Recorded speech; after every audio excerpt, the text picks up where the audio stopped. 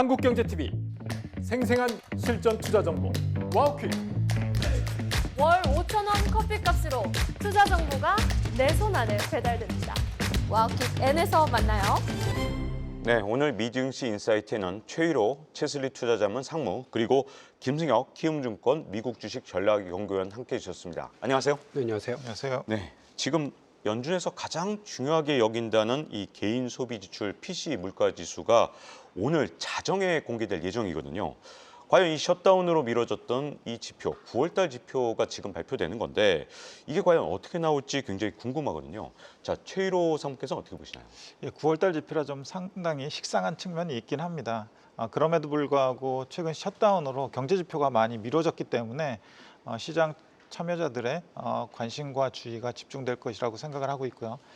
블룸버그 컨센에 의하면 헤드라인 PC나 아니면 근원 PC나 전부 전년 동월 대비 2.8%로 나올 걸로 예상이 되고 있는데 가만히 생각해 보면 물가에 영향을 미치는 유가라든지 그리고 주거비 이런 부분들이 상당히 안정화되고 있는 상황이기 때문에 실제로 나오는 수치도 시장 컨센서스와 크게 다르지 않을 것이라고 보고 있고, 물론 숨죽이면서 시장 참여자들이 보고는 있겠지만 증시에 미치는 영향은 제한적일 것이라고 보고 있습니다. 네, 사실 9월 지표가 지금 나오는 상황에서 이걸 과연 시장이 얼마나 민감하게 볼지 참 궁금하기도 하거든요.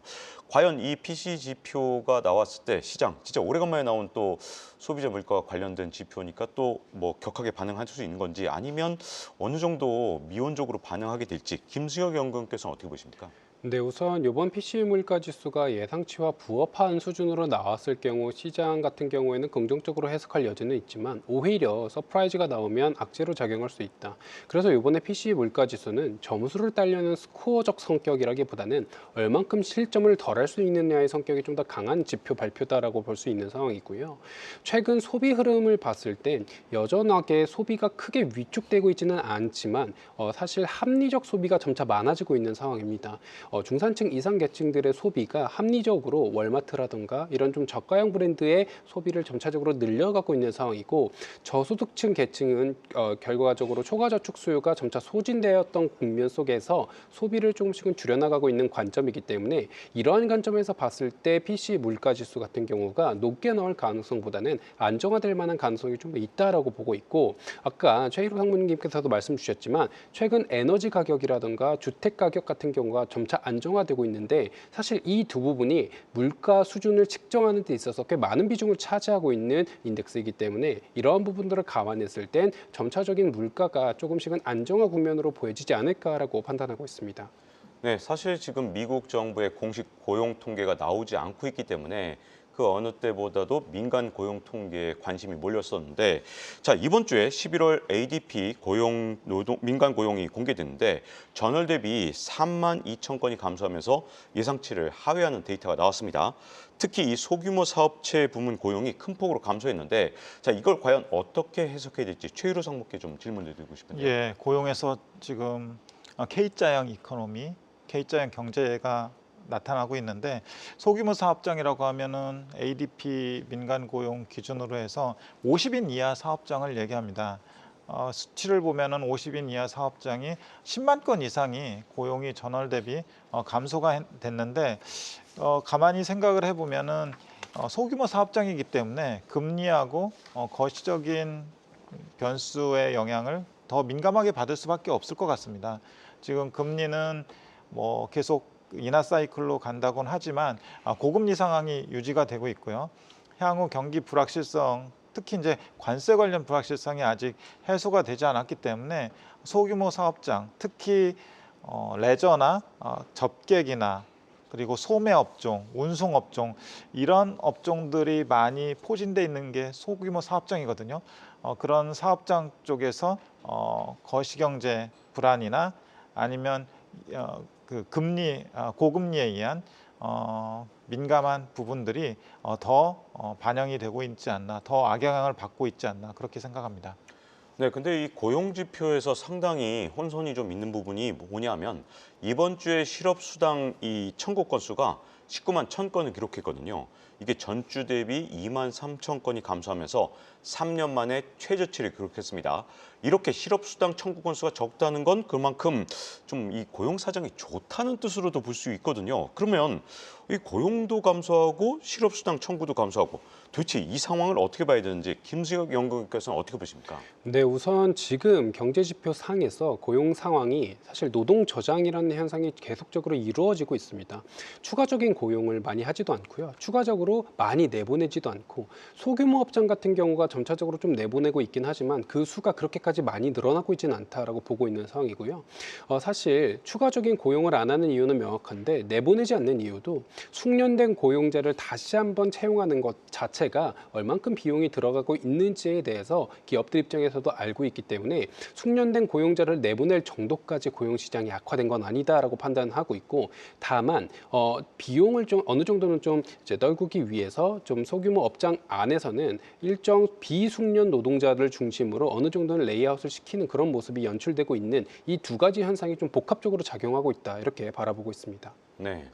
사실 이번에 연방정부 셧다운 기간이 워낙 길었기 때문에 정말로 많은 지표들이 지금 나와 있지 않은 상태, 이런 상태에서 지금 연준에서 FOMC 회의를 열어서 다음 주에 기준금리를 결정해야 되는 그런 상황입니다. 지금까지 나온 이 고용지표, PC 물가지표 이런 예상들을 좀 생각해 봤을 때 과연 다음 주에 예정된 이 FOMC 회의에서 금리 인하를 진짜 자신 있게 할 수 있는 상황인지 최혜로 사무께서는 어떻게 보십니까? 사실 11월 초만 하더라도 일부 연준 위원들이 매파적 발언으로 물가가 안정되지 않았기 때문에 금리 인하할 필요 없다라는 코멘트를 날리면서 연준 내부에서도 갑론을박이 상당히 심한 거로 알려져 있는데 그 이후에 나온 다수의 연준 위원들이 금리 인하 가능성을 다시 피력을 하면서 지금 패드와치에서 관찰되고 있는 금리 인하 가능성은 87%에 달합니다. 그래서 어느 정도 지금 FOMC 미팅이 남지 않은 상황에서 패드와치를 신뢰한다면 금리 인하 가능성 어느 정도 기정사실화되어 있지 않나라고 생각을 하고 있고요. 그런 측면에서 이번에 금리 인하하는 것도 중요하지만 앞으로 금리 인하를 몇 번 할지도 상당히 중요한 것 같습니다. 지난번 그 SEP에서 찍힌 금리 인하 가능성에 대해서 2026년 말을 보면 3.4% 정도로 예상이 되고 있거든요. 그 부분이 어떻게 변할지가 관전 포인트일 것 같고 패드와치에서는 그보다 좀 한 번 더 낮출 수 있는 상황으로 보고 있긴 합니다. 실제로 이 시장과 연준 내부에서의 괴리가 어느 정도 있을지도 지켜볼 만한 사안인 것 같습니다. 네.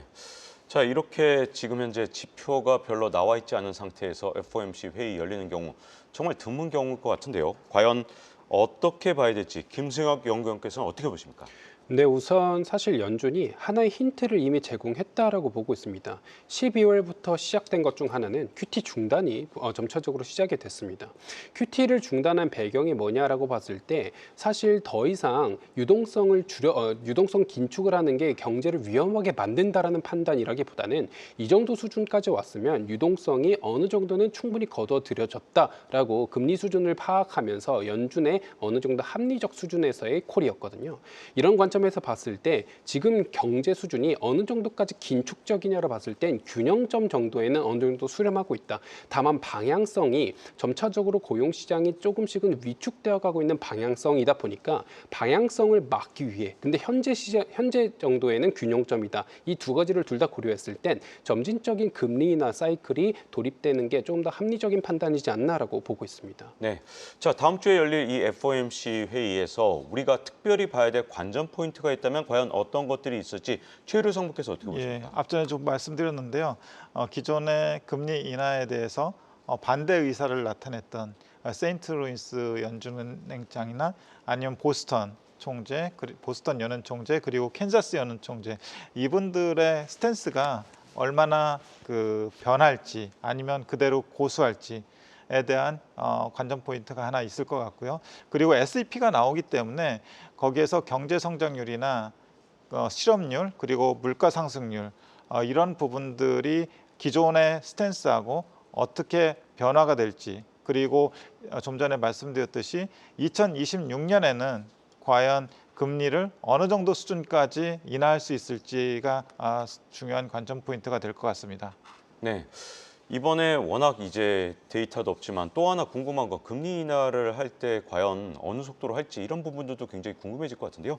자, 이와 함께 도대체 우리가 이 관전 포인트로 어떤 부분을 봐야 될지 김승혁 의원께서는 어떻게 보십니까? 네, 뭐 여러 가지 관전 포인트들이 있겠지만 좀 더 명확하게 두 가지 정도 꼽아드리자면 첫 번째로는 캐비넷 의장이 이제 새롭게 등극될 가능성이 높아졌다라고 봤을 때 캐비넷 의장이 금리 인하에 대해서 강력하게 주장을 하고 있는 바가 있거든요. 그러면 사실 캐비넷 의장이 앞서 의장이 되기 전부터 관련된 영향력을 행사할 가능성이 있다라는 얘기가 나오고 있는데 그 여파가 의사결정에 얼만큼 영향을 주었는지 관련된 논의가 한 명 나올 것 같고요. 그리고 이것과 동시에 그러면 만약에 금리 인하를 한다면 어디까지 할 것이냐에 대한 기준이 사실 중립금리 수준까지 내릴 거다라는 얘기가 많았는데 그 중립금리를 어느 정도까지로 바라보느냐. 그래서 SEP에서 내년도 GDP 성장률을 얼만큼 보고 물가 성장률을 얼만큼 보느냐. 이 수치들을 조합했을 땐 최적의 중립금리 수준이 어느 정도냐를 이제 시장에 그 시그널을 주느냐. 이게 사실 중요할 것 같습니다. 네. 자, 그리고 또 하나 궁금해지는 건요. 지금 현재 마켓워치에서 확률을 보면 금리 인하를 할 가능성을 87% 보고 있기 때문에 이미 시장에서 금리 인하를 다 반영해서 산타랠리가 없을 것이다. 이런 주장도 있고 또 금리 인하를 하면 이게 확인이 되기 때문에 앞으로 산타랠리를 기대해도 된다. 이런 주장도 있을 수 있습니다. 자, 과연 금리 인하기에 어떤 자산에 어떤 비중을 둬야 되는지 최일호 상무께서는 어떻게 보십니까? 글쎄요, 랠리 수준을 어느 정도로 봐야 될지 모르겠지만 저는 지금 주가 수준보다는 연말 주가 수준이 높을 거라고 생각을 하고 있고요. 그 이유는 지난 11월에 금리 인하 기대감이 좀 약해지고 그리고 단기 금융시장이 상당히 불안한 상황에서 주식시장에서도 위험 자산에서 덜 위험한 자산으로 이동이 있었습니다. 그 말인즉슨 IT나 반도체, 중소형 성장주 쪽에서 헬스케어나 그리고 필수소비재 쪽으로 섹터 이동이 좀 발생을 했었습니다. 정확히 한 3주 동안 발생을 했었는데 11월 4주차부터는 그것이 이제 전환이 되면서 IT나 반도체, 중소형주 쪽의 매기가 지금 살아나고 있습니다. 그러면서 금리 인하가 실제로 일어나게 되면은 기존에 빠졌던 IT나 반도체, 중소형주 쪽에 어느 정도 낙폭이 채워지게 되고 또 그 전고점을 좀 테스트하는 그런 방향으로 움직이지 않을까 싶습니다. 그 IT 반도체 쪽에 비중이 상당히 크기 때문에 그 낙폭이 회복되는 것만으로도 어느 정도 증시 상승의 원동력이 되지 않을까 싶습니다. 네, 이 산타랠리에 대한 기대는 항상 연말마다 나오는데 그래도 과연 어떤 종목이나 어떤 섹터가 올지 이건 또 궁금해질 수밖에 없거든요. 자, 김승혁 의원관 어떻게 보십니까? 네, 우선 산타랠리 가능성이 있다라고 보고 있고요. 최근 증시가 하락했을 때 어느 정도의 기술적 지지를 받았냐를 다시 한번 살펴보면요. 저희가 이제 PER, 포워드 PER 기준으로 S&P 500 22.0배에서 다시 한번 기술적 반등이 일어났습니다. 그 과정에서 옵션 시장에서도 이제 매도 물량이 어느 정도 소화가 됐고 이제 어제 엊그저께 장 같은 경우에는 옵션 시장이 다시 한번 매수 심리로 돌아서면서 관련된 수급이 상당히 많은 자금이 증시 안으로 들어왔고 투자 심리가 점차적으로 개선되고 있는 모습이 확인이 되고 있습니다. 이것과 더해서 단기 자금 시장에서의 유동성도 조금씩은 공급되고 있는 모양이 확인이 되고 있기 때문에 금리 인하를 확인하고 난 뒤에 다시 한번 사실 새로운 물량이 확보되기보다는 지금 같은 경우에는 투자 심리가 한결 가벼워진 상황에서 수급이 이제 아래쪽보다는 위쪽으로 바라보고 있는 상황이고 옵션 시장이 이거를 나타낸과 동시에 22.0배라는 기술적 지지선이 어느 정도는 단단하다라는 걸 시장이 한번 확인했기 때문에 이런 관점에서 금리 인하가 이루어져도 그 넥스트 금리 인하는 언제냐에 대한 기대감이 여전히 반영이 되면서 증시의 산타랠리는 다시 한번 연출되지 않을까라고 기대하고 있습니다. 네, 이번에는 일본 금리 얘기를 좀 짚어볼까 하는데요. 일본은 이번 달에 18일부터 19일 사이에 금융정책 결정 회의를 열고 이 기준금리를 결정하는데 근데 최근에 우에다 일본 중앙은행 총재가 금리 인상을 시사했거든요.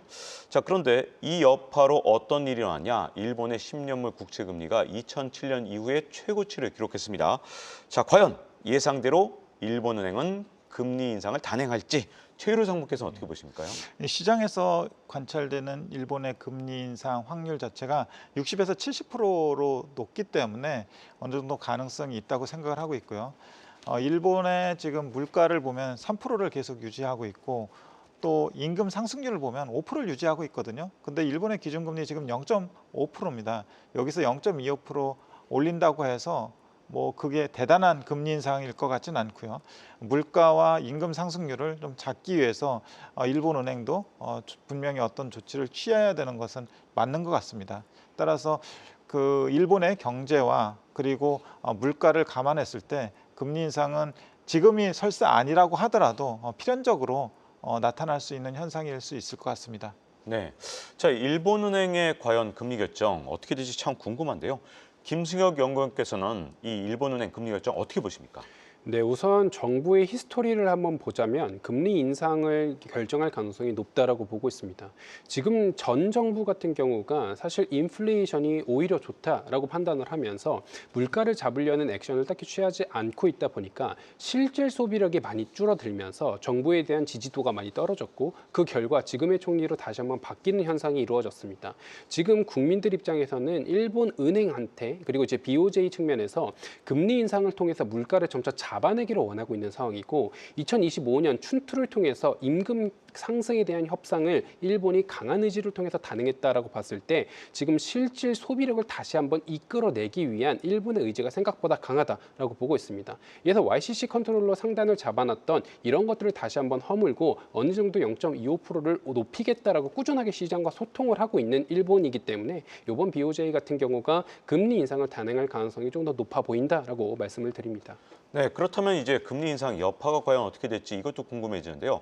마니시 카브라 소시에테 제네랄 주식 전략가는 일본은행의 금리 인상이 잘못해서 매파적으로 나올 경우에 연준의 정책보다 훨씬 더 증시에 안 좋을 수 있다. 이렇게 경고를 했습니다. 아마도 이건 일본의 금리 인상이 혹시라도 엔케리 트레이드 청산에 가져와서 이 악몽이 되살아나는 게 아니냐 이런 부분을 좀 경고한 것 같은데 과연 엔케리 트레이드 청산은 지금 현재 걱정이 될 상황인지 아닌지 이게 좀 궁금해지는데요. 최일호 상무께서 어떻게 보십니까? 예, 사실 작년 8월에 일어났던 엔케리 트레이드 청산에 대한 트라우마가 일본 금리가 상승할 때마다 우리 그 뇌를 자극하게 되는데요. 저는 엔케리 트레이드 청산 가능성은 좀 희박하다고 생각합니다. 두 가지 요건이 필요한데 미일 금리 차하고 그리고 엔화의 급격한 가치 상승이 있어야 되는데 미일 금리 차가 지금 그 기준금리의 변경으로 인해서 좀 축소되고 있긴 하지만 미국의 경제가 지금 상당히 어느 정도 견고하기 때문에 시장 금리가 그렇게 막 세게 빠질 것 같지는 않거든요. 거기다가 지금 엔화 자체도 상당히 약세 국면을 으로 진행되고 있기 때문에 그것이 갑자기 방향 전환을 해서 강세로 갈 가능성도 좀 희박하다고 생각합니다. 네. 어쨌든 이 10년물 일본 국채 금리가 좀 오르다 보니까 과연 이제 여파에 대해서 여러 가지 의견들이 나오는 그런 상황인 것 같긴 합니다. 자, 김승혁 연구위원께서는 어느 쪽으로 보고 계시나요? 저도 비슷한 관점을 가지고 있습니다. 엔케리 트레이드의 청산이 무서운 점은 속도인데 사실 지금 같은 경우에는 일본이 BOJ가 금리 인상을 할 가능성이 어느 정도 높아져 있고 사실 금리 인상을 해봐야 0.25%이기 때문에 하단이 올라올 룸은 제한적이고 지금 미국의 10년물 국채 금리가 급락하는 것이 오히려 더 큰 리스크다. 엔케리 트레이드 청산 관점에선. 다만 미국 10년물 국채 금리가 급락할 가능성은 아직 제한되고 있기 때문에 상단이 높아져 있는 상황에서 하단이 제한적으로만 올라온다라고 했을 때 플러스 여기에 시장이 이 정도의 흐름을 어느 정도 예상하고 있다라고 했을 때 엔케리 트레이드가 갑자기 청산이 되면 사실 기술주 롱과 엔화 숏 이 두 개가 반대 포지션으로 바뀌면서 순간적인 기술주에 대한 숏이 들어오게 되는 이런 상황이거든요. 이거는 시장이 예상하지 못했을 때 갑작스러운 변화에 따른 스트레스인데 지금 현재 기준으로는 어느 정도 예상이 되고 있고 그 레벨 자체도 그렇게까지 급격하게 변할 만한 레벨은 아니다라고 보고 있어서 이번 BOJ 행보가 엔케리 트레이드에 대한 우려를 다시 한번 촉발시킬 가능성은 아직까지 낮아 보인다라고 말씀드리고 있습니다. 네, 여기에 좀 더 더해서 아까 최일호 상무께서도 좀 말씀을 하셨는데 자, 과연 환율에는 어떤 영향을 미칠지가 좀 궁금해지는데요. 엔화 환율 그리고 또 우리 원화의 달러에 대한 환율 이런 것들이 과연 일본 중앙은행의 결정에 따라서 영향을 받을지 아니면 별로 큰 영향을 주지 않을지 최일호 상무께서는 어떻게 보십니까? 결국 환율은 두 국가 간의 통화의 비율이잖아요. 그 통화라는 거는 그 국가의 경제의 건전성하고도 연관이 되기 있기 때문에 만약에 그 미국의 경제적인 체력 자체가 급격히 안 좋아지고 일본이 좋아진다면 엔화가 상당히 강세로 갈 가능성은 있을 텐데 지금은 제가 보기에는 미국이 경기가 뭐 둔화되고 있기는 하지만 빅테크들 특히 AI 투자를 필두로 한 투자 자체가 경제를 이끌고 있기 때문에 그 부분이 상당히 견조하다고 생각을 하고 있고 지금 GDP 나우에서 측정되고 있는 예상되고 있는 미국의 GDP 성장률 자체가 3% 이상을 유지하고 있기 때문에 미국의 달러 자체가 상당히 약해질 가능성은 좀 희박하다고 보고 있고요. 반대로 일본의 엔화가 그렇게 강세로 갈 가능성도 희박하다고 보고 있습니다. 네, 이번에는 암호화폐 시장을 좀 짚어볼까 하는데요. 미국 선물거래소에서 이번에 현물 암호화폐 상품 거래를 시작했다 이런 얘기도 있고요. 그리고 암호화폐에 대해서 회의적이었던 블랙록도 지금 현재 자산 토큰화를 지지한다 이런 얘기도 있습니다. 더군다나 약간 놀랬던 소식 중에 하나인데 하버드에서 비트코인이 폭락할 때 비트코인을 대규모로 매집했다 이런 얘기도 있습니다. 자, 이번에 과연 암호화폐가 주요 자산으로 자리 잡는 그런 계기가 됐다라고 볼 수 있는지 아닌지 최유루 성무께서 어떻게 보십니까? 저는 좀 멀었다고 생각을 하는데요. 일단은 기관 투자자 입장에서 암호화폐를 포트폴리오의 하나의 자산으로 편입하기에는 조금 적절치 않다고 생각합니다. 특히 암호화폐 같은 경우는 향후 예상될 수 있는 현금 흐름이나 이익을 추정하기 어렵기 때문에 가치 평가도 안 되고 있고요. 또 변동성은 유동성에 의해서 많이 좌우가 되고 있기 때문에 일부 개인들의 포트폴리오의 일부로 편입이 될 수는 있겠지만 그것이 대중화되기는 사실상은 좀 시간이 상당히 필요할 것 같고 아직까지는 아니라고 생각을 하고 있고요. 다만 암호화폐가 금리에 상당히 민감하고 유동성에 상당히 민감하기 때문에 위험 자산의 한 상징성으로 자산을 운용하는데 참고할 만한 가치는 있다고 생각을 합니다. 네, 암호화폐가 사실 큰 폭의 조정을 받은 다음에 다시 반등을 하는 이런 상황에서 과연 암호화폐 시장의 전망을 어떻게 봐야 되는지 김승혁 연구원께서는 어떻게 보십니까? 네, 저는 약간은 다른 생각을 좀 가지고 있긴 합니다. 암호화폐 시장을 정부 입장에서 봤을 땐 점차적으로 전략적으로 사용할 가능성이 높아지고 있다고 보고 있습니다. 우선은 트럼프 행정부 같은 경우에는 단기채 비중을 점차적으로 확대할 가능성이 높습니다. QRA를 통해서 장기채보다는 단기채 비중을 늘렸다라고 보고 있고 재정 적자를 완화시키기 위해선 채권, 스테이블 코인을 계속해서 채권 수급으로 이동시키기 위해서 채권의 토큰화 작업을 같이 이제 스테이블 코인 관련된 기업들이 진행을 하고 있는데 이런 관점에서 최근에 트럼프 행정부가 관련된 규제를 조금씩은 풀어주고 있는 상황이고요. 401k 같은 경우가 사모자산으로 들어오고 있고 이 사모자산에 대한 자금이 MLF에서도 많이 나오는데 MLF는 지금 4.7조 달러까지 올라간 상황이고 이 자금들이 결국에는 사모자산을 통해서 401k 안에서 이제 비트코인이 아닌 사실 스테이블 코인으로 미국 채권까지 수요가 연결되고 이러한 전체 그림을 지금 트럼프 행정부가 어느 정도 보고 있으면서 이런 것들을 바탕으로 우리가 재정 적자 누적이 생각보다 그렇게 많이 되지 않을 거다라는 얘기를 하고 있다라고 한다면 이러한 전제 속에서는 트럼프 행정부의 장기적인 정책적 방향성 안에서 비트코인뿐만이 아니라 이걸 이용한 스테이블 코인을 이용한 결제 시스템을 같이 구상하고 있지 않나라고 판단하고 있습니다. 네, 이렇게 미증시 인사이트에서는요. 최일호 최슬리 투자자문 상무와 그리고 김승혁 키움증권 미국 주식 전략 연구원과 함께했습니다. 두 분 감사합니다. 감사합니다. 감사합니다.